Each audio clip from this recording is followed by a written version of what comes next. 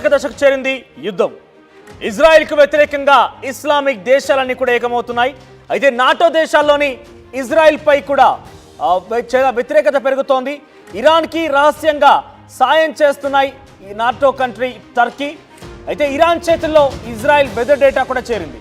Iran చేతిలోకి Israel weather data చేరడంతో weather data leak చేశారంటూ టర్కీపై కూడా ఆరోపణలు పడుతున్నాయి. ఈ డాటా ఆధారితంగా అంతకు మునిపే ఇరాన్కి వెదర్ డాటా చేరక మునిపే ఇజ్రాయెల్ కొంత మిలిటరీ ఆపరేషన్స్ని ప్లాన్ చేసుకుంది. అయితే ఇప్పుడు ఆ డాటా లీక్ అవడంతో ఇజ్రాయెల్ డాటా మొత్తం కూడా ఇరాన్ చేతిలో ఉన్న కారణంగా ఇరాన్ ఇజ్రాయెల్కి సంబంధించినటువంటి ఆ వెదర్ డాటా ఆధారితంగా వారు చేసుకున్నటువంటి ప్లాన్కి, మిలిటరీ ఆపరేషనల్ ప్లాన్కి ఇరాన్ మరొక కౌంటర్ ప్లాన్ కూడా రెడీ చేస్తోంది. సో ఇరాన్కు ఇస్కందర్ మిసైల్ల వ్యవస్థని పంపింది రష్యా.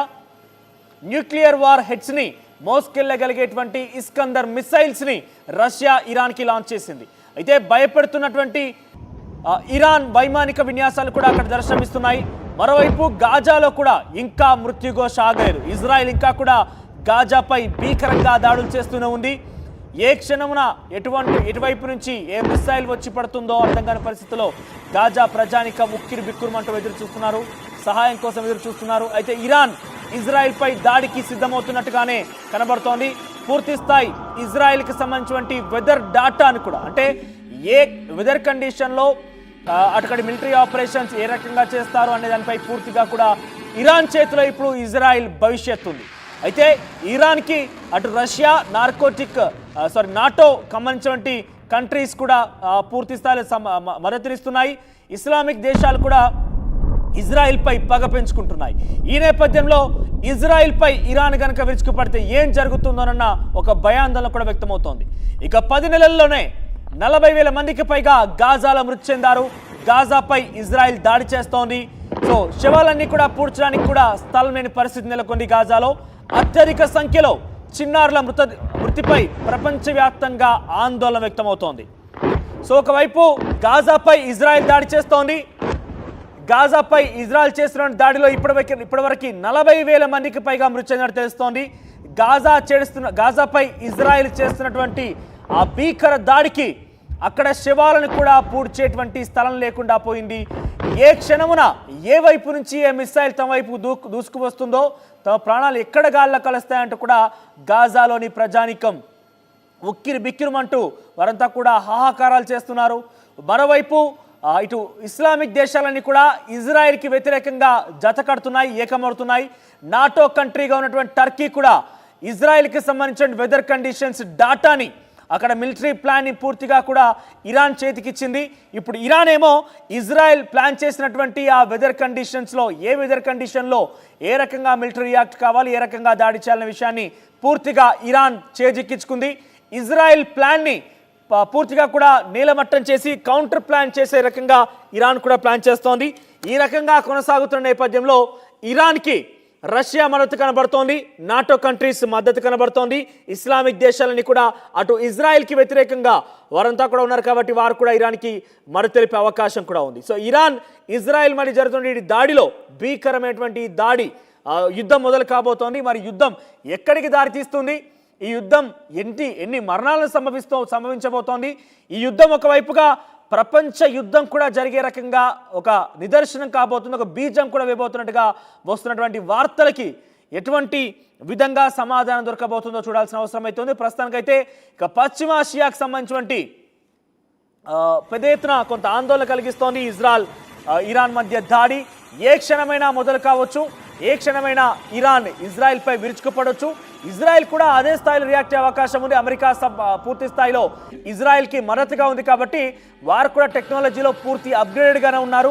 ఇరాన్తో పోలిస్తే ఇజ్రాయెల్ చాలా చిన్న దేశం అయినప్పటికీ టెక్నాలజీకి ప్రకారంగా మాత్రం అమెరికా మద్దతుతో ఇజ్రాయెల్ కూడా అన్ని రకాల వసతుల్ని, సదుపాయాల్ని సమకూర్చుకుంది. ఇరాన్ ఇజ్రాయెల్ మధ్య జరిగేటువంటి భీకర దాడిలో ఎటువంటి పరిస్థితులు తలెత్తబోతున్నాయి, ఎటువంటి విధంగా అక్కడ ప్రజానికం మొత్తం కూడా మరణాలు సంభవించే అవకాశం ఉంది, ప్రపంచ యుద్ధం జరగబోతుందనే మాటలో ఎంత మేర నిజం ఉంది, ఇవన్నీ కూడా తెలిసే అవకాశం ఉంది. త్వరలోనే ఇజ్రాయెల్ ఇరాన్ మధ్య యుద్ధం, భీకర యుద్ధం ప్రారంభం కాబోతోంది.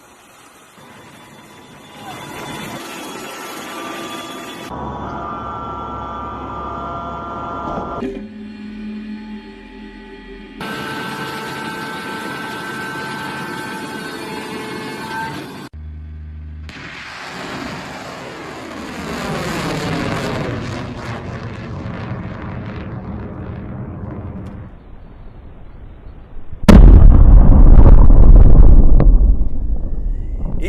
ఈ యుద్ధం ఇప్పుడు మొదలైందేం కాదు.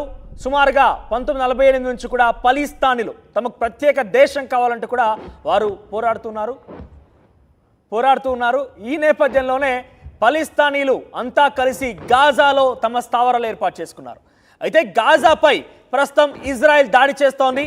ఆ పలిస్తాన్లకు సంబంధించినటువంటి ఒక మూమెంట్ హమాస్ కూడా వారు ప్రారంభం చేసుకున్నారు. అయితే హమాస్ మొదటి నుంచి కూడా ఇజ్రాయిల్కి అంటే తమకు ప్రత్యేక దేశం కావాలంటూ పోరాడుతున్న నేపథ్యంలోనే గాజాలో అంతా స్థావరాలు ఏర్పరచుకున్నారు. గాజాలో నివాసం ఉంటున్నారు పలిస్తాన్ మొత్తం కూడా. అక్కడ వారంతా కూడా ఒక ప్రత్యేక దేశంగా ప్రకటించేసుకున్నారు కూడా. కానీ ఇక ప్రపంచవ్యాప్తంగా ఇతర దేశాలు కూడా దాన్ని ప్రత్యేక దేశంగా పరిగణించకపోయినప్పటికీ ప్రత్యేక దేశంగా వాళ్ళు ప్రకటించేసుకున్నారు.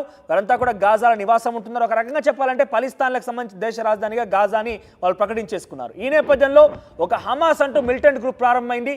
హమాస్కి ఇజ్రాయెల్కి మధ్య ఒక భీకర యుద్ధం కూడా జరిగింది. హమాస్ అధ్యక్షుడిని ఇజ్రాయెల్ మట్టుపెట్టింది. హమాస్ సంబంధించిన ఒక ఆర్మీ అధికారిని ఇట మట్టుపెట్టేసింది ఇజ్రాయెల్. ఇక ఇజ్రాయెల్ నుంచి హమాస్ అధ్యక్షుడిని మట్టుపెట్టడంతో పాటుగా పలిస్తాన్లకు సంబంధించి కొంతమంది కూడా హెచ్చరికలు జారీ చేసింది. అయితే పలిస్తాన్ అధ్యక్షుడు అమెరికాను కూడా కోరాడు. ఇజ్రాయెల్ మీరు ఇస్తున్నటువంటి ప్రోత్సాహం కారణంగా మాపై పలుమారు దాడి చేస్తాను, మిమ్మల్ని భయభ్రాంతులకు గురి చేస్తాను, మీ మరణాలకు కారణమవుతుందంటే కూడా పలిస్తానీ అధ్యక్షుడు అమెరికాను కోరారు. కానీ అమెరికా మాత్రం ఏమాత్రం వెనుదిరగకుండా ఇజ్రాయెల్కి పూర్తి మద్దతు ఇస్తూనే ఉంది.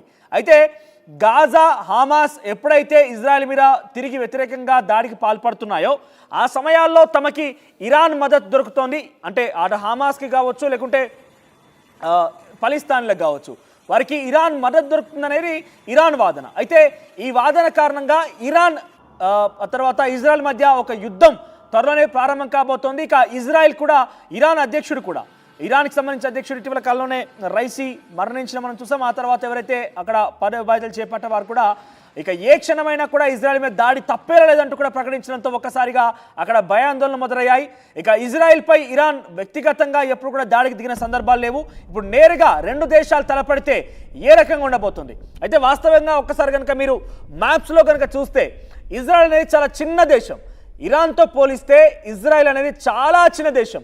అంతటి చిన్న దేశం అయినప్పటికీ ఇరాన్ని ఎదుర్కొనేటువంటి సత్తా కూడా ఉందని మనం చెప్పొచ్చు. ఎందుకంటే అమెరికా అగ్రరాజ్యమైనటువంటి అమెరికా కూడా పూర్తి స్థాయిలో టెక్నాలజీ పరంగా కూడా ఇజ్రాయెల్కి సంపూర్ణ మద్దతు ఇస్తుంది. కాబట్టి వారి వైమానిక దళాలని, వారికి సంబంధించినటువంటి మిసైల్స్ని, వారికి సంబంధించిన పూర్తి అణ్వస్త్రాలన్నింటినీ కూడా ఇజ్రాయెల్కి సమకూరుస్తుంది. కాబట్టి ఇజ్రాయెల్ ఇరాన్ని ఎదుర్కొనే అవకాశం కూడా ఉంది. సో ఇరాన్ నేరుగా గనక ఇజ్రాయెల్పై దాడి చేసే అవకాశం ఉంటే ఇటు ఇరాన్కి ఇస్లామిక్ దేశాలని కూడా అటు ఇస్లాంకి సంబంధించిన ఇజ్రాయెల్కి సంబంధించి వ్యతిరేకంగా ఉన్నాయి. కాబట్టి